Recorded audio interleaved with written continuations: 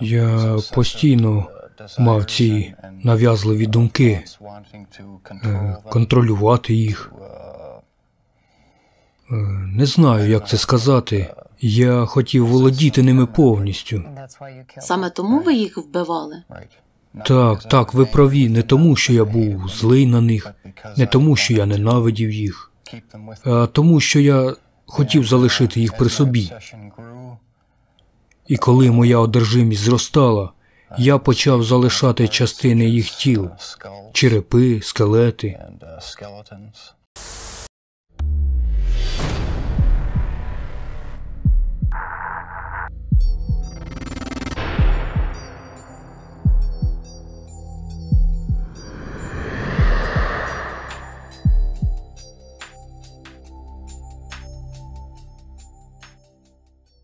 Двоє поліцейських містечка Мілуокі патрулювали район, де зазвичай був високий рівень злочинності. Того вечора спека була неймовірною. Стояв гнітючий сморід змішаних запахів сміття та сечі. Близько опівночі, коли двоє офіцерів сиділи в машині, вони побачили невисокого худорлявого темношкірого чоловіка з наручниками на зап'ясті. Один з офіцерів припустив, що цей чоловік напевно втік від іншого поліцейського і хотіли розпочинати переслідування. Але вони здивувалися, коли чоловік, побачивши поліцейських, направився саме до них. Чоловік сказав, що його звати Трейсі Едвардс, та що він утік з квартири дивного чувака, який одягнув на нього наручники. Едвардс сказав, що вперше зустрів того чоловіка в торговому центрі, і виглядав він як звичайний хлопець.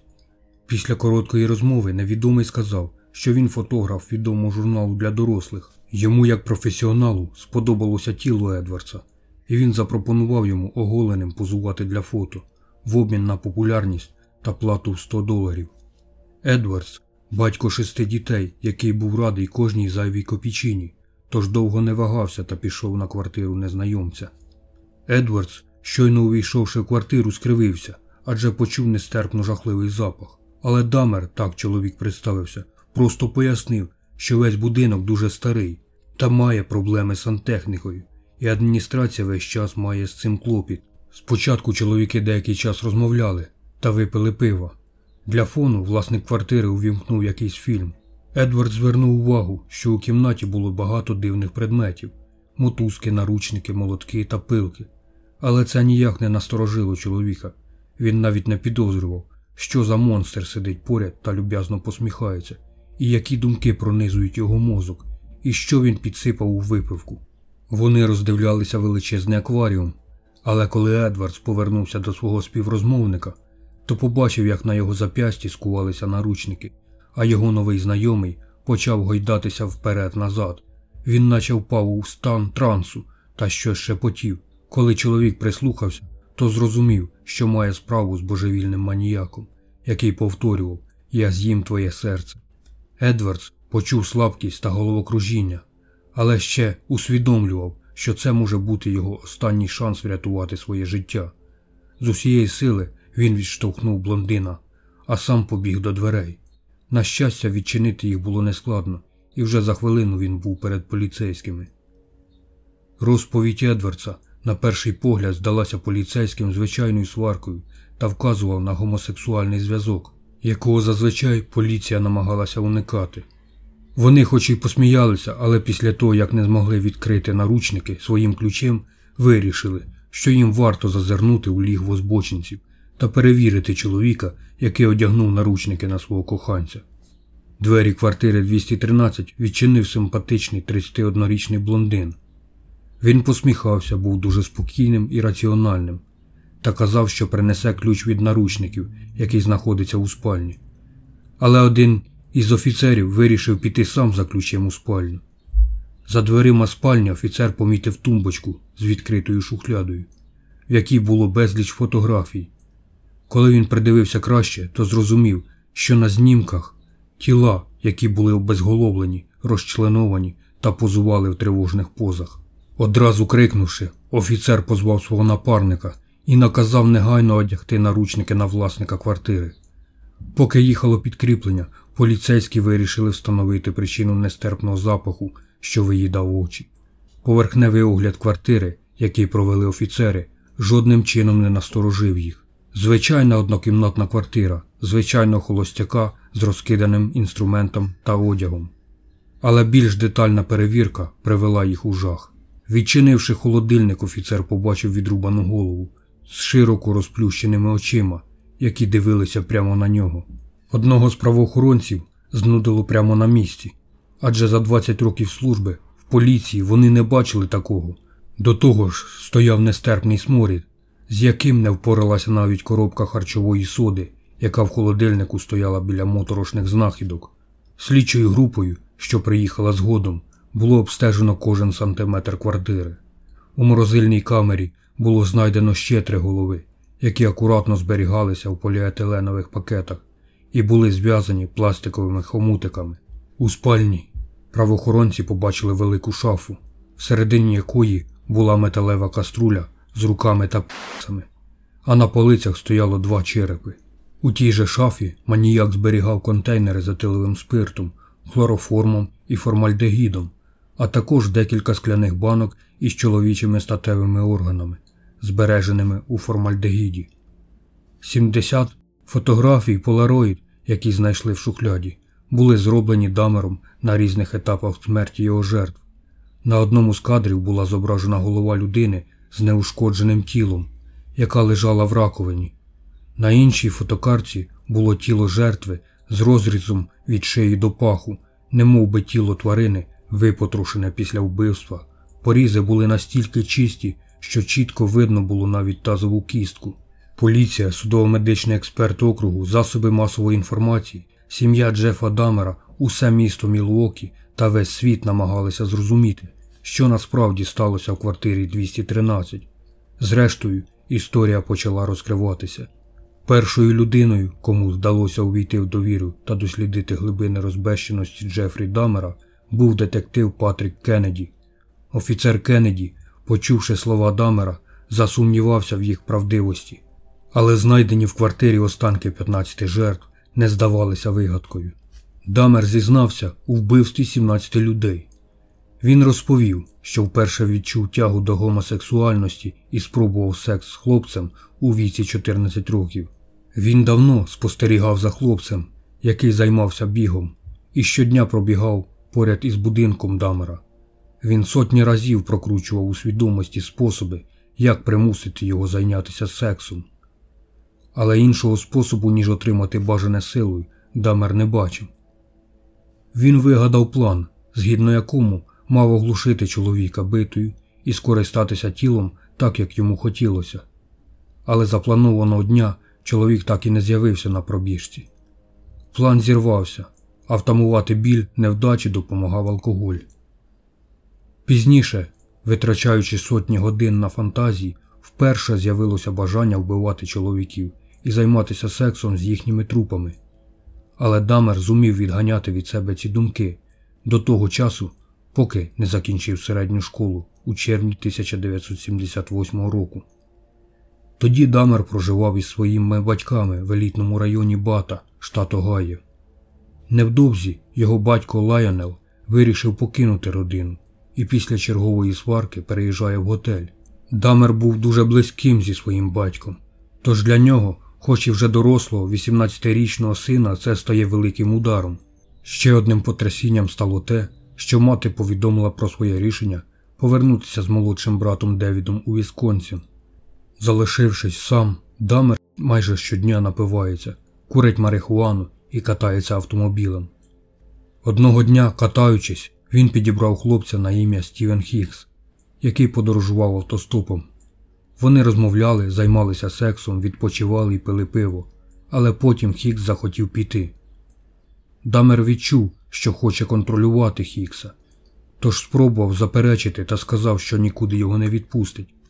Але Хіксу це не сподобалось, і він вирішив вирватися силою.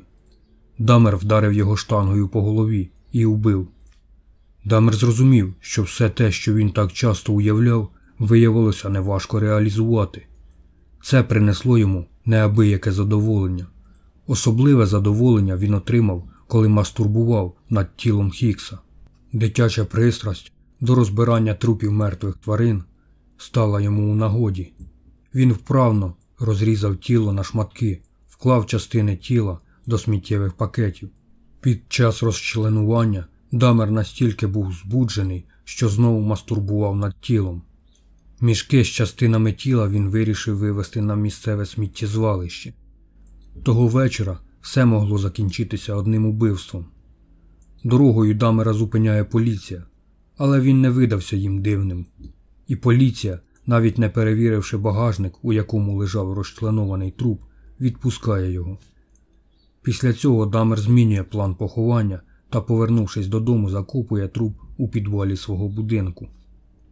Через 3 тижні після вбивства Хікса додому з новою нареченою повертається батько та виявляє, що син живе сам. Він вмовляє сина вступити в університет і проплачує навчання на 2 семестри вперед. Але вже наприкінці першого семестру Дамера відраховують з навчання. Батько, приїхавши до сина у навчальний заклад, зрозумів причину відрахування. Уся кімната Дамера була завалена порожніми пляшками від алкоголю. Наприкінці 1987 року, знову ж таки, за вмовляннями батька, Дамер пішов до армії. В армії Дамер мав невеликі успіхи. Він пройшов базову підготовку, курси медиків та став медичним спеціалістом військової частини. Але під час служби він неодноразово отримує догани за перебування у стані сп'яніння. Одного разу через це покарали весь його взвод, через що товариші по службі відплатили йому нічним побиттям. Але зловживання алкоголем нікуди не поділося. Його продуктивність погіршилась, і в березні 1981 року він був визнаний непридатним для військової служби і звільнений з армії. Дамер відчував, що не виправдав батькові очікування та не може повернутися додому. Його непокоїла думка про зустріч з батьком, тому він вирішив поїхати до Майамі-Біч, штат Флорида.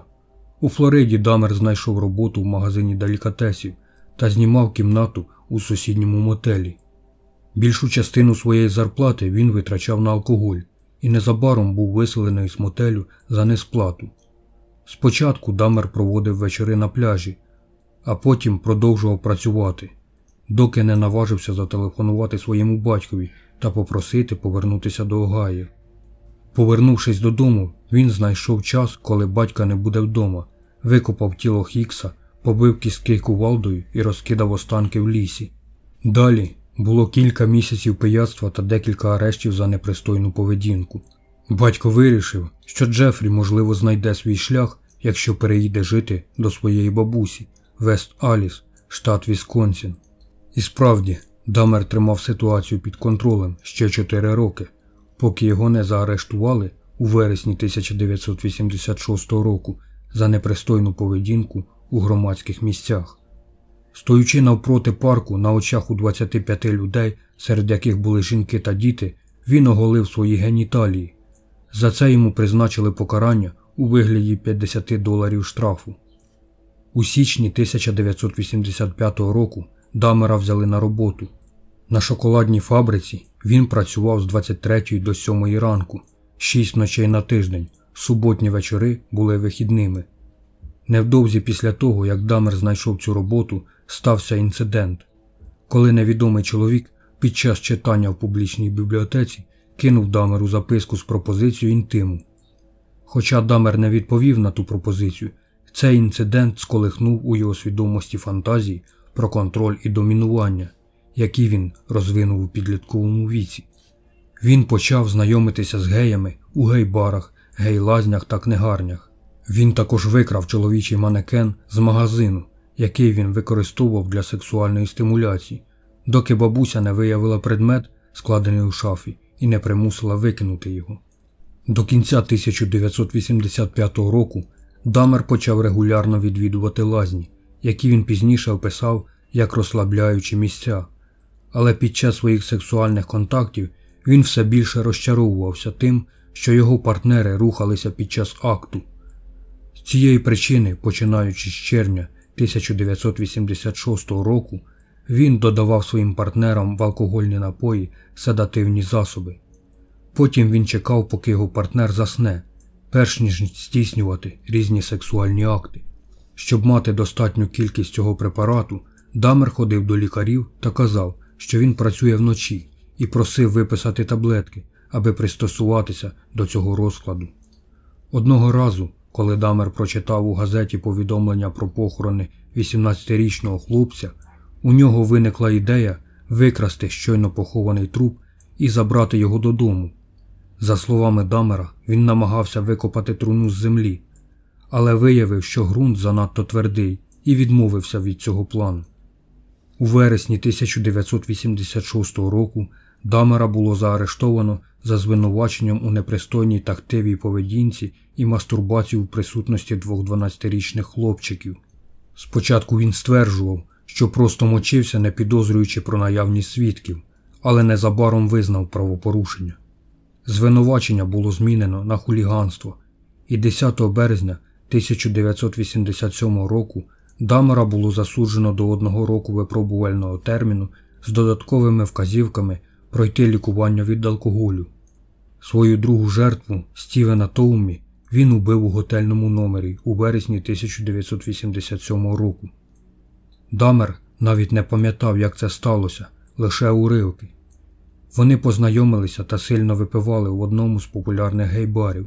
Наступного ранку, прокинувшись, Дамер побачив, що Тоумі мертвий, а кулаки Дамера були в крові. Щоб позбутися тіла Тоумі, Дамер придбав велику валізу, в якій він перевіз тіло в будинок своєї бабусі. Потім він відрізав голову, руки та ноги від тулуба, відділив кістки від м'яких частин. Потім Дамер поклав шматки в пластикові пакети для сміття та викинув на смітник. Відрубану голову він залишив собі. Кістки, як і минулого разу, загорнув у простирадло та розбив кувалдою. Весь процес розчленування зайняв у Дамера приблизно 2 години.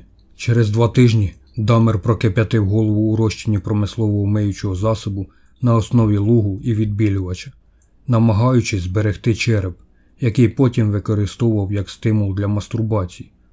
Але череп став надто крихким під час процесу відбілювання, тому Дамер подрібнив його та утилізував. Кілька місяців по тому він обрав свою третю жертву – 14-річного корінного американця на ім'я Джеймі Докстейтор, який тинявся біля гей-барів у пошуках стосунків. Методи Дамера на той час утвердилися. Зазвичай він зустрічався і вибирав свою жертву в гей-барах або лазнях. Він заманював своїх жертв, пропонуючи їм гроші за позування для фотографій або просто за пиво та відео. Потім він підмішував їм наркотики, душив, мастурбував на тілах або займався сексом з трупами, розчленовував тіла та викидав їх. Іноді він зберігав черепа чи інші частини тіла, як сувеніри. Майже так само Дамер познущався на Річарді Герреро, красивому молодому чоловікові мексиканського походження, наприкінці березня 1988 року. Дамер сказав, що познайомився з ним у гей-барі в Мілуокі, але родина молодого чоловіка заперечувала, що він міг би мати якісь інші стосунки, окрім гетеросексуальних. Бабуся Дамера абсолютно не знала про жахливі речі, які відбувалися в її підвалі, але весь час чула шум і пияцтво Джефа та його друзів-чоловіків. Треба було щось робити, тож вона попросила онука з'їхати від неї. Так, 25 вересня 1988 року Джефрі переїхав в квартиру на 24-й північній вулиці в Мілуокі. Вже наступного дня він запропонував 13-річному лаоському хлопчику $50 за те, що він позуватиме для його кількох фотографій. Накачавши хлопчика наркотиками, пестив його, але не агресивно і не вступав з ним у статеві стосунки. Батьки хлопчика зрозуміли, що з їхньою дитиною щось не так, і відвели його в лікарню, де підтвердилося, що він був під дією наркотиків.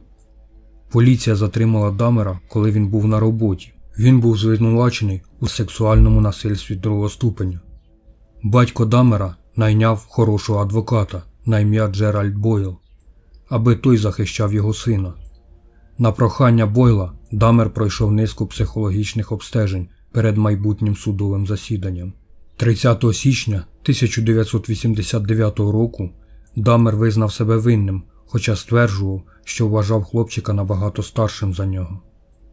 Поки Дамер чекав на суд та його вирок, він спокійно жив у будинку своєї бабусі. Він познайомився з темношкірим на ім'я Ентоні Сірс у гей-барі.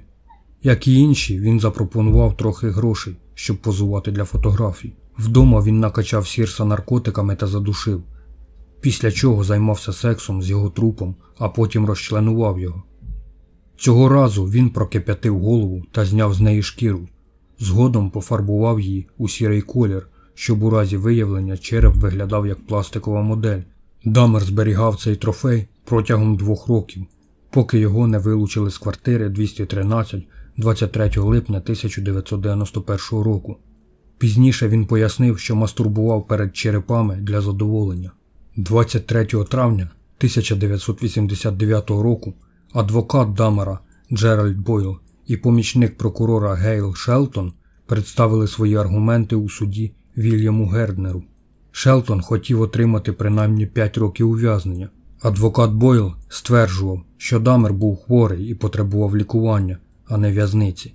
Він похвалив те, що його підзахисний втримав роботу. 3 психологів обстежили Дамера і погодилися, що він був маніпулятивним, стійким і ухиляючим. Йому було рекомендовано госпіталізацію та інтенсивне лікування. Сам Дамер виступив на свій захист, виправдовуючи свою поведінку алкоголізмом. Він був чітким і переконливим для людини, яка на той час таємно вбила стількох чоловіків. Чудова гра справжнього психопата вдалася на славу. Суддя попався на це, відклав вирок і призначив Дамеру випробувальний термін строком на 5 років.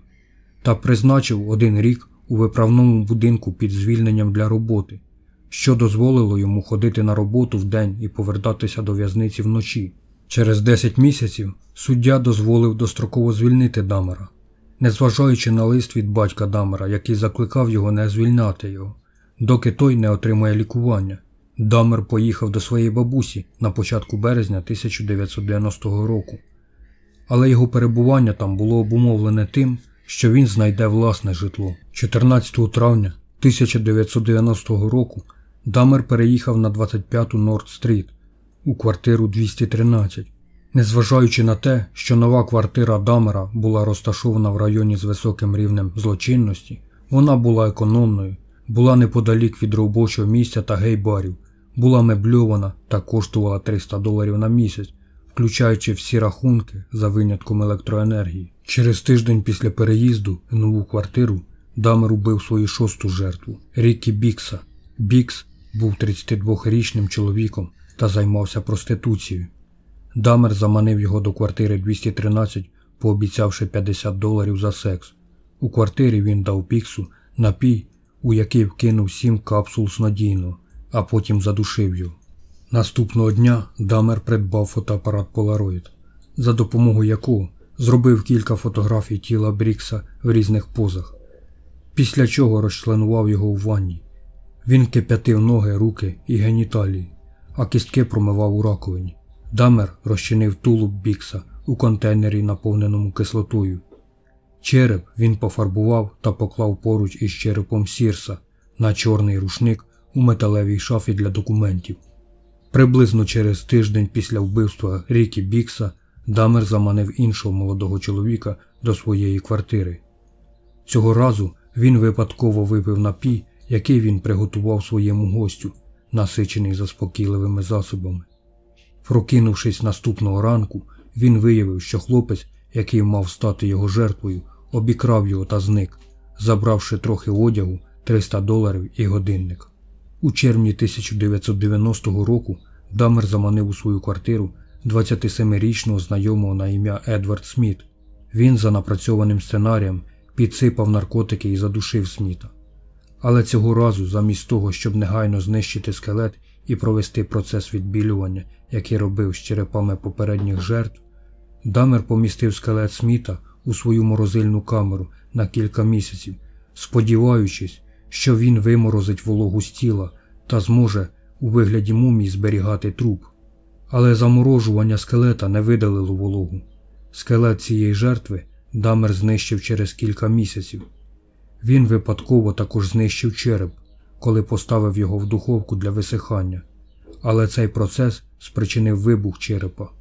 Пізніше Дамер повідомив поліції, що почувався гнилим через вбивство Сміта, оскільки він не зміг зберегти жодної його частини тіла, а це був його спосіб запам'ятати їхню зовнішність, їхню фізичну красу.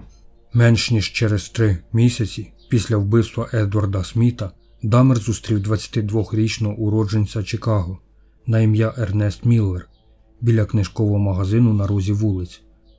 Міллер погодився піти до квартири Дамера та на фотосесію за $50, а також дозволив йому послухати серце і шлунок. Коли Дамер спробував здійснити оральний секс з Міллером, той раптово заявив, що це буде коштувати дорожче. Після інтиму Дамер дав Міллеру напій з вмістом 2 капсул снодійного, які в нього залишилися. Але через невелику дозу снодійне не подіяло на жертву. Тому він убив Міллера, перерізавши йому сонну артерію тим же ножем, яким розтинав тіла своїх жертв. Міллер помер через кілька хвилин, стікаючи кров'ю. Потім Дамер зробив декілька фотографій оголеного тіла Міллера в різних позах на свій полароїд. Після цього помістив у ванну для розчленування. Дамер неодноразово цілував і розмовляв з відрубаною головою, розчленовуючи решту тіла. Серце, печінку, біцепси та шматки м'яса з ніг Міллера Дамер поклав в поліетиленові пакети та помістив їх у морозильну камеру для подальшого споживання. Решту м'яса та органів він зварив, щоб було легше змити м'ясо зі скелета, який він мав намір зберегти. Потім помістив кістки легкий розчин відбілювача на 24 години та залишив їх висохнути на тканині протягом тижня. Відрубану голову спочатку помістив в холодильник, а потім зняв з неї м'ясо, пофарбував та покрив емаллю.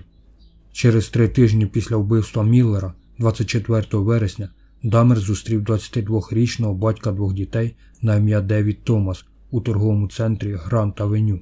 Він запросив його до себе, аби випити кілька келихів та запропонував додаткові гроші, якщо він попозує для фотографій. У своїй заяві в поліції після арешту Дамер сказав, що після того, як дав Томасу напій, насичений заспокійливими, він не відчув до нього потягу, але боявся дозволити йому прокинутися.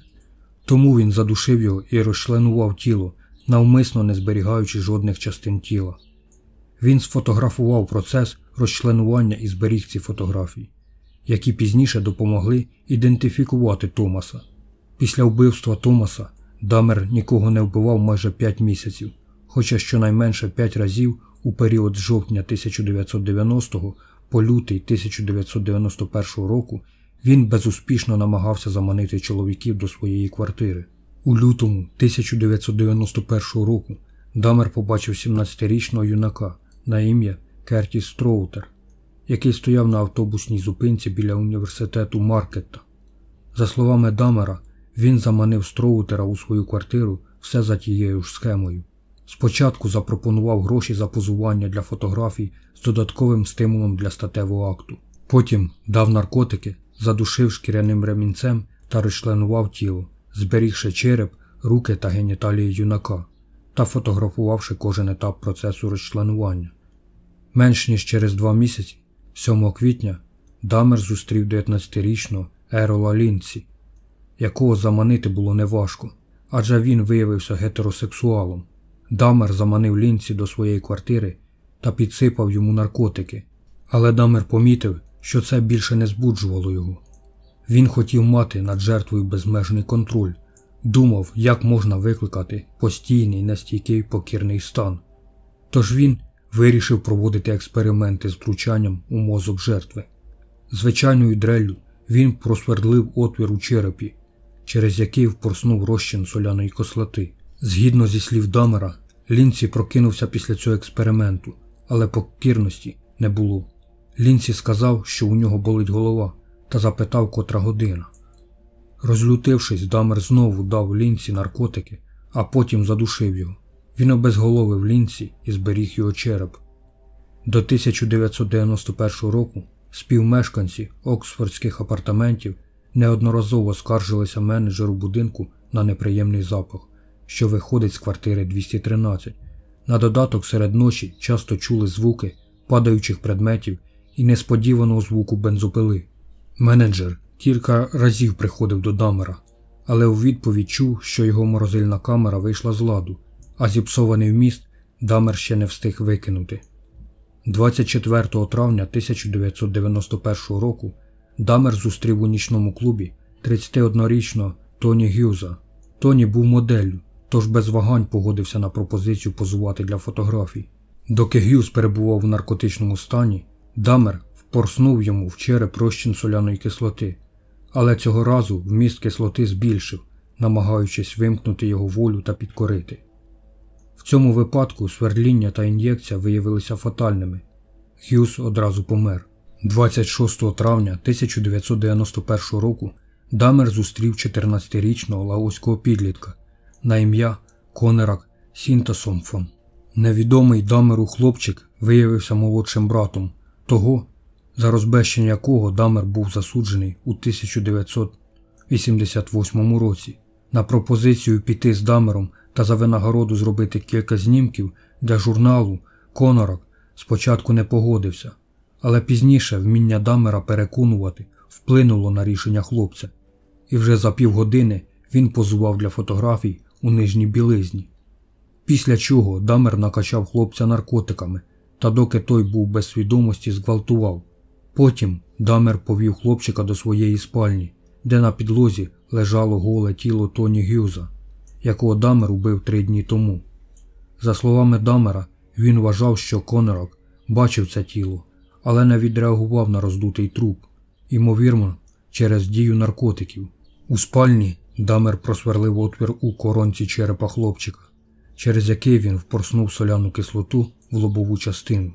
Випиваючи, чекав на дію експерименту. Трохи поспавши, Даммер помітив, що алкоголь скінчився, а Конерак і далі перебуває у безсвідомому стані. Він зачинив квартиру та пішов випивати у нічний бар. Вночі 27 травня Даммер повертався до своєї квартири і побачив Конерака, який сидів голим на розі вулиць, а біля нього стояли 3 жінки. Даммер підійшов до жінок і сказав їм, що цей хлопець його коханець на ім'я Джон Хмонг, і спробував взяти його під руку та повести до своєї квартири. Але жінки не відпустили його, пояснивши, що зателефонували за номером 911. Поведінка Даммера не викликала жодних підозр у офіцерів.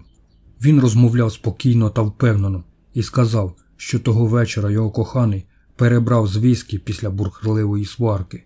Жінки, які викликали поліцію, були роздратовані, і одна з трійки навіть вказала офіцерам, що Конерак опирався, коли Даммер намагався забрати його до квартири. Крім того, він мав подряпини на коліні та виступала кров з його прямої кишки. Але один з офіцерів різко відповів, щоб та заткнула рот і не втручалася. Незабаром після прибуття поліцейських на місце події прибули 3 співробітників пожежної служби, які також перевірили Конерака на наявність травм, і один із 3 вважав, що хлопцеві потрібна допомога, але поліцейські наказали пожежникам йти. Цього разу Даммер знову використав своє вміння переконувати. Він хвалив поліцейських за те, що вони добре виконують свою роботу, та запропонував піти з ними до квартири та подивитися на спільні фото коханців. У своїй квартирі, намагаючись підтвердити свою заяву про те, що вони з хлопцем були коханцями, Даммер показав офіцерам 2 знімки Polaroid, які він зробив минулого вечора. Це було легендарним фіаско правоохоронців, адже того вечора поліцейські навіть не запитали про причину смороду, який йшов із сусідньої кімнати, де лежало тіло Г'юза.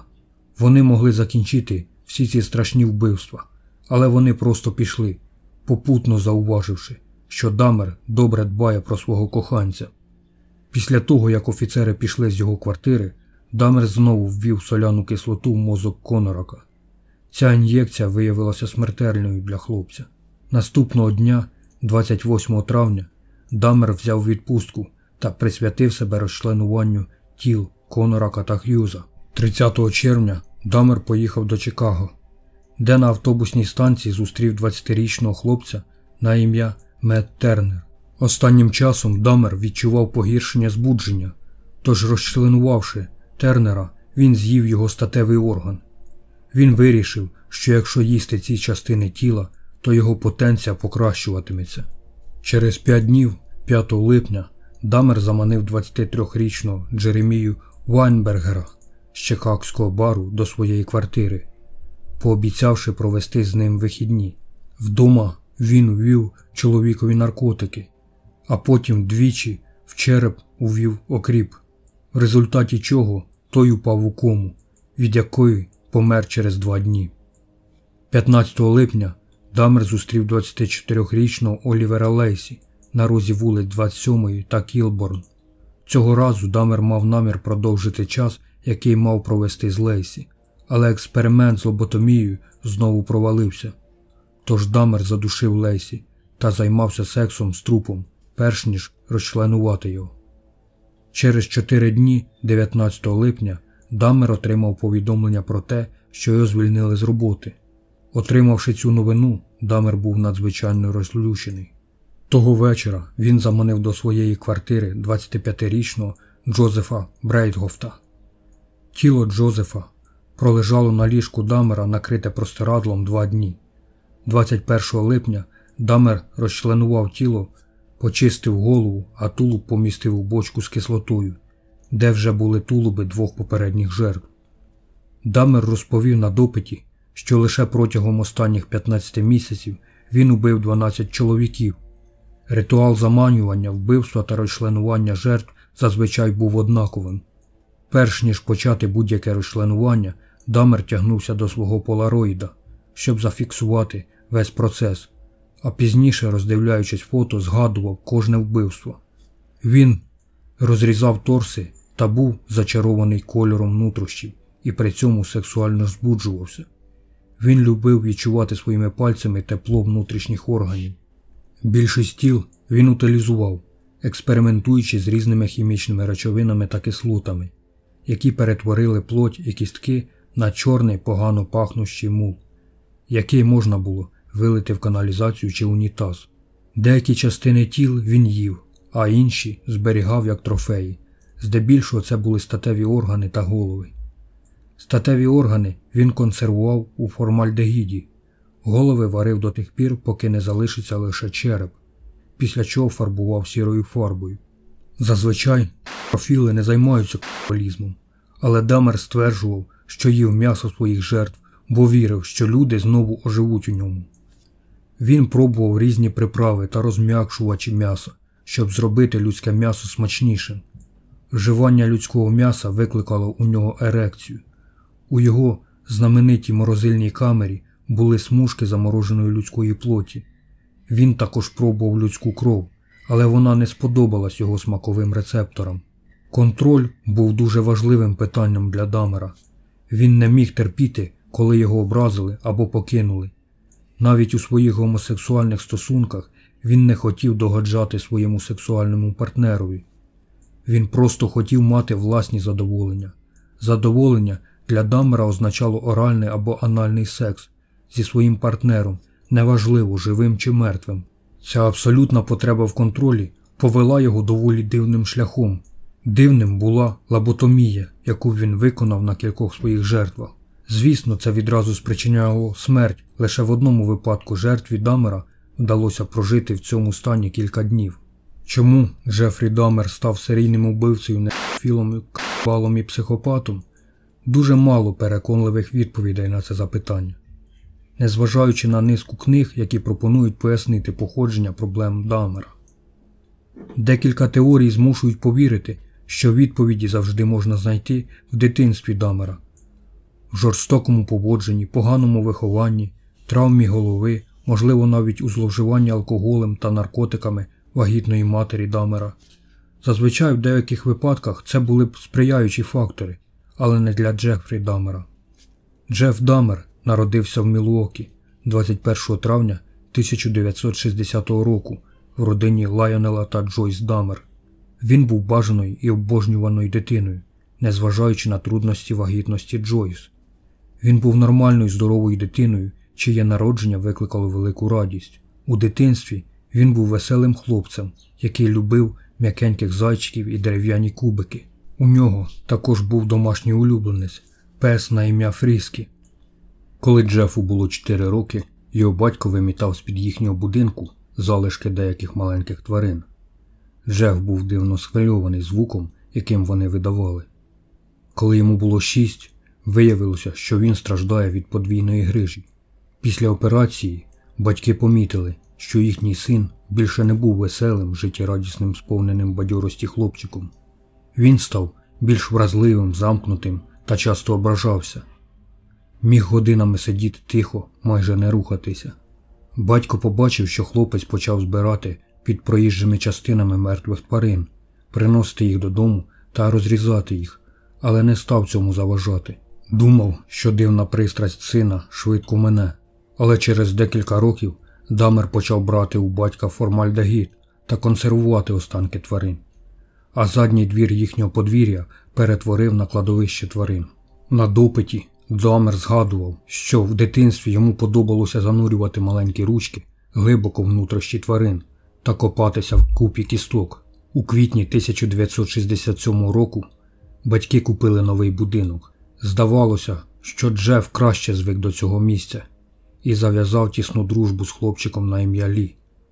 Він також дуже полюбив свою вчительку і навіть приніс їй миску з пуголовками, яких він сам упіймав. Пізніше Джеф дізнався, що жінка віддала пуголовків його другові Лі. Джеф пробрався в гараж Лі і вбив усіх пуголовків моторним мастилом. З часом справи не покращилися. Його постава і загальна манера поводження радикально змінилися між його 10 і 15 роками. Вдома він був напруженим та дратівливим. В школі, навпаки, коли до нього розмовляли, він ставав сором'язливим і, аби додавати собі хоробрості, вживав алкоголь. Джеф став більш пасивним і ізольованим. Його розмова звужувалась до практики відповідей на запитання ледь чутними однослівними відповідями. Він занурювався в кошмарний світ неймовірних фантазій. У наступні роки ці фантазії почнуть долати його. Мертві у своїй нерухомості стануть головними об'єктами його зростаючого сексуального бажання. У той час, як інші хлопці гналися за кар'єрою, освітою, створенням сімей, Джеф був абсолютно невмотивований. Він відчував себе поза людською спільнотою, поза всім, що було нормальним і прийнятним. Ніхто навіть не здогадувався, що в 14-річного хлопця думки про секс з чоловіками, вбивства і розчленування. У школі Джеф мав середні оцінки та брав участь у кількох видах діяльності, грав у теніс і працював над шкільною газетою. Однак однокласники вважали його самотником і алкоголіком, який приніс у клас спиртне. Його однокласники пам'ятали його трюк, коли він включив себе в щорічник членів Національного товариства пошани, членом якого він не був. Співробітники щорічника вчасно вловили цю витівку та затемнили фото Джефа.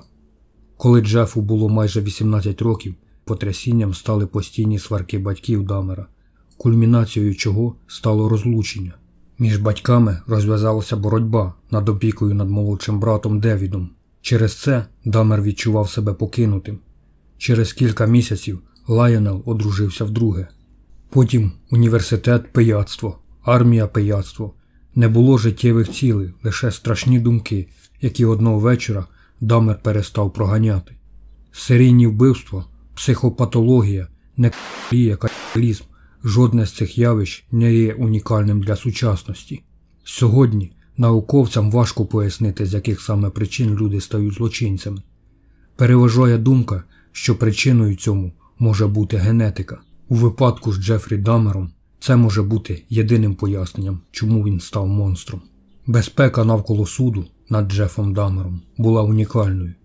Перед засіданнями зала суду перевірялася на наявність бомб. Всіх, кого допустили до зали суду, обшукували та перевірили за допомогою металошукача. Для ізоляції Дамера у залі суду побудували бар'єр висотою близько 2,5 метри з куленепробивного скла та сталі. Зі 100 вільних місць 23 були виділені для репортерів, 34 – для сімей жертв Дамера і решта 43 – для глядачів. Ключовими гравцями цієї юридичної драми, окрім, звичайно ж, самого Джефа Дамера, були суддя Лоуренс Грем-молодший, окружний прокурор Майкл Маккан і адвокат Джеральд Бойл, який вже захищав Дамера в минулому. 13 липня 1992 року Дамер проігнорував пораду свого адвоката і змінив своє визнання провини, заявивши, що він був божевільним. Цим зізнанням він перевернув справу з ніг на голову. Тепер адвокат Джеральд Бойл, замість того, щоб доводити, що його підзахисний не вчиняв вбивств, мусив переконати присяжних, що Дамер був божевільним, тому що тільки божевільна людина зробила б те, що зробив він.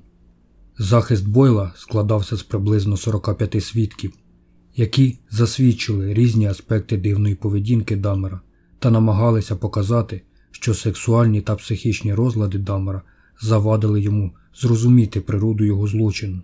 Кожна огидна деталь того, що Дамер нібито зробив зі своїми жертвами, і кожна кошмарна річ, яка коли-небудь приходила йому в голову, була чесною грою.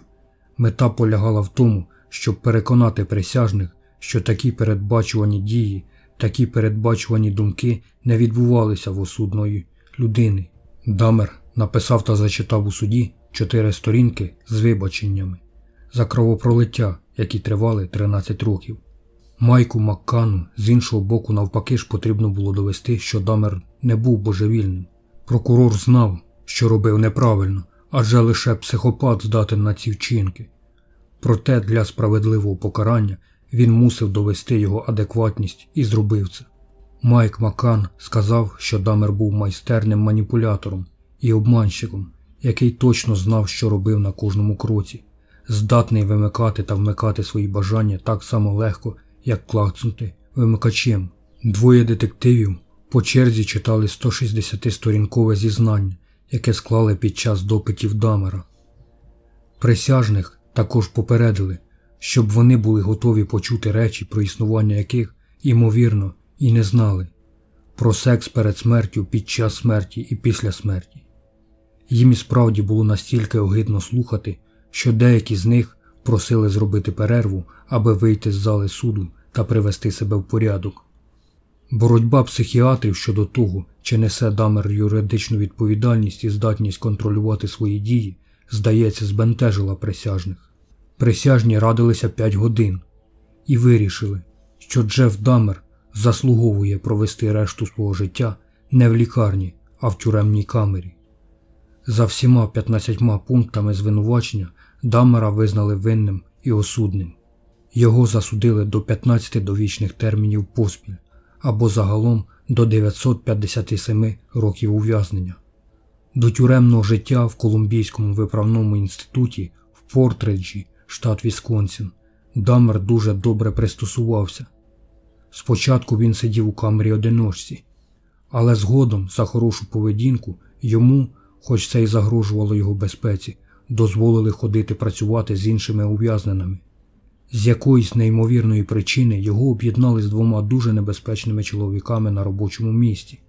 Джессі Андерсон, білий чоловік, який сидів за вбивство своєї дружини, і Крістофер Скавер, темношкірий шизофренік, який вважав себе сином Божим, якого судили за вбивство 1-го ступеня. Неважко уявити, як Скавер дивився на Андерсона і Джефа Дамера, який вбив стільки чорношкірих чоловіків. Це була катастрофічна комбінація. Вранці 28 листопада 1994 року охоронець залишив цих 3 чоловіків самих виконувати роботу. Через 12 хвилин охоронці повернулися і виявили розтрощену голову Дамера та смертельно поранене тіло Андерсона неподалік. Закривавлена гантеля, яку тримав Скавер, відповідала на всі запитання, що сталося з цими чоловіками.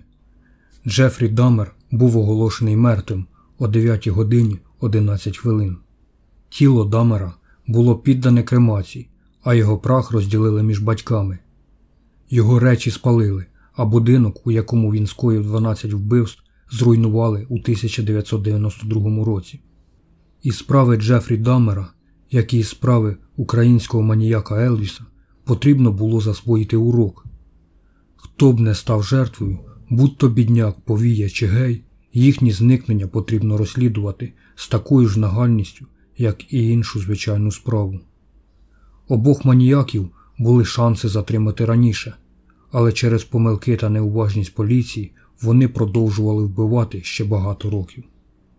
І хто знає, чи був би взагалі Дамер коли-небудь впійманий, якби не довелося йти за ключем від наручників.